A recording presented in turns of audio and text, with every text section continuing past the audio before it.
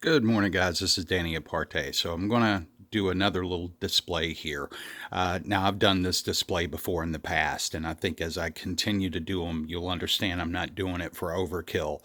I'm actually doing it to prove a point about the screen and the diffusion capabilities, what light does to a screen, and what light doesn't do to a screen, so that you can understand what the effects of the light are and what the effects of the light aren't. So when you see displays out there, you can tell that it's not the light that's impacting the screen, it's the screen itself and the quality of the screen. So I've got windows open, all my lights are on. I brought in a couple additional lamps. This is 1200 lumen. This is 400 lumen. This is a 800 lumen, and I was able to get a pretty even cast of about 200 lux across the screen. Now it's somewhere in the ballpark about 220 over here. As you start getting this way, it's in the 200s.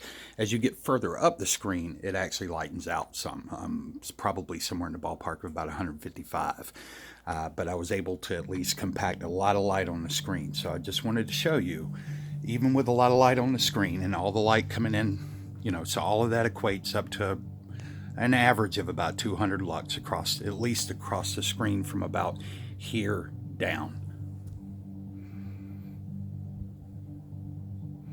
This is a mid-gray screen. I'm not trying to sell you on the Daystar. I'm just saying, for the purposes of information, the color of the screen is just a mid-gray. This is not even a black screen, so this is not the Sirius. The Sirius will take a lot more light than this. But even with all that light, a 1080 ultra short throw projector, roughly 2250 ANSI lumens, and even in that kind of environment, because this would equate 200 lux across the screen, would equate to the brightest, basically the brightest room in most homes. The brightest room. So I'm going to pause because that's with my ultra short throw, right? So let's move on from the ultra short throw. Here, I'm going to turn my screen off.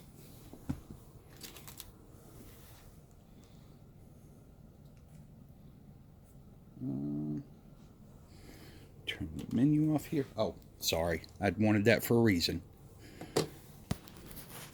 But I'm just showing you. I wanted to show you. I'm going to the long throw. But that, let's see if I can get a picture of the bulb.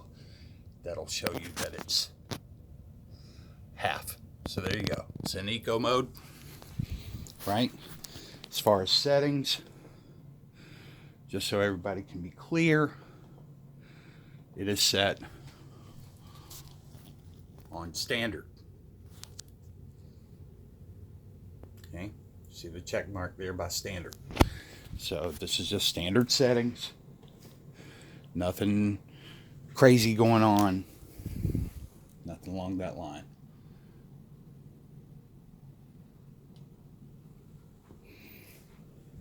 Sorry, guys.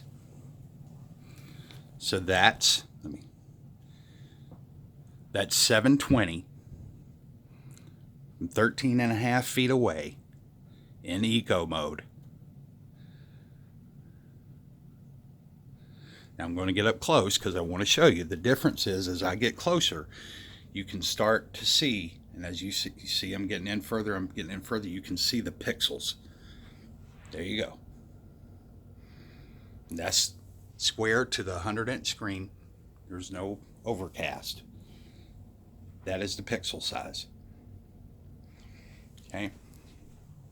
But still, get a very decent image. And I call it decent because, listen, I'm looking for a cinematic experience. My customers are looking for a cinematic experience. They're not using Pico projectors.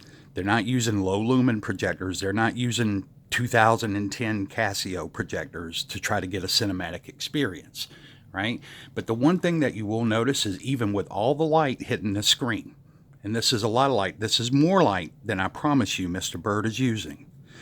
I would imagine he's got probably somewhere in the ballpark of about 80 lux cast across the whole screen, and those hot spots where he's got the pots probably somewhere in the ballpark of about 126 to 200 just in those spots.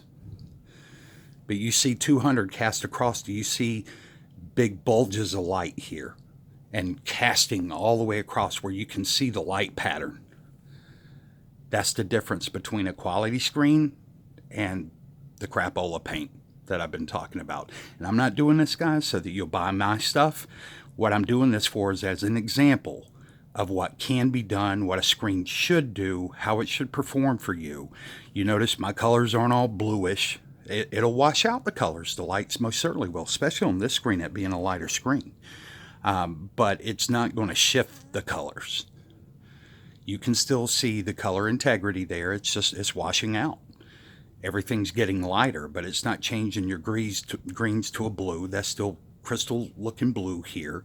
Still bright greens. You don't have blue hues to everything. There's no color shift. So here's the thing. You have to ask yourself the question.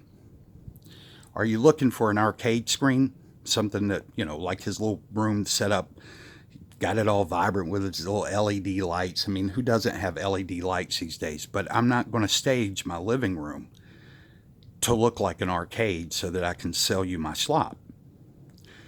Do you want slop? And I'm going to show you that in just a second. Or do you want quality? And there's quality out there. I always hinge back to my colleagues. But there are guys out there, if you're looking for a paint, to paint your wall, and I get that because a lot of times it's about space conservation. So if you're looking for that, or you're looking for something to paint a screen that is somewhat, you can move it around, you can keep it mobile, I would recommend that you check with those guys and see what they've got that can help you, because I can tell you as a professional, when I look at the displays, the quality between say Crow and Phantom and Sonic Chill, and then you go to Knucklehead, there's no, I'm going to show you. Let's just go ahead and stop. I'm going to pause for a second. All right, so, and I turned off the lights because I don't want to make this look worse than what it actually kind of is. But I want you to look at this. Look at how everything in here, no matter what he shows, it's always super blue. Everything is super blue. And you could say, well, it's just maybe that section. So let's look through a little more. You can see how everything just has a major blue push. The yellows are green. The colors are all off base.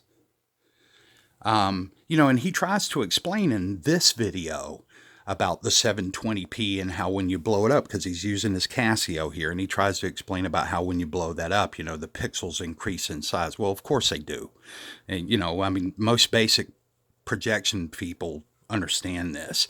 What I would say is this, guys.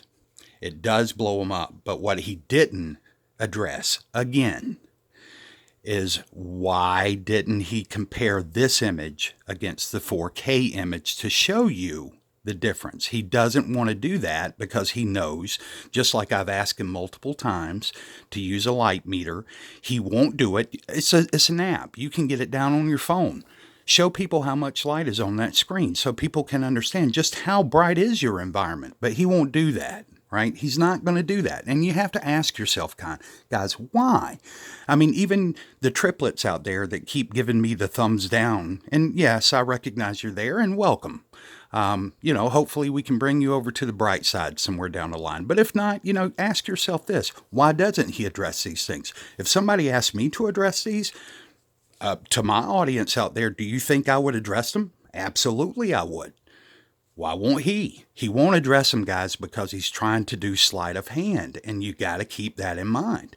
This is a black screen with a 720 pushing blue. It's a laser hybrid projector, which the 720 that I was just using is strictly a bulb. Okay? And you see the difference. This is a higher quality projector he's using than what I had. So, information to go do what you will with it. And I hope you guys have a great day. Bye-bye.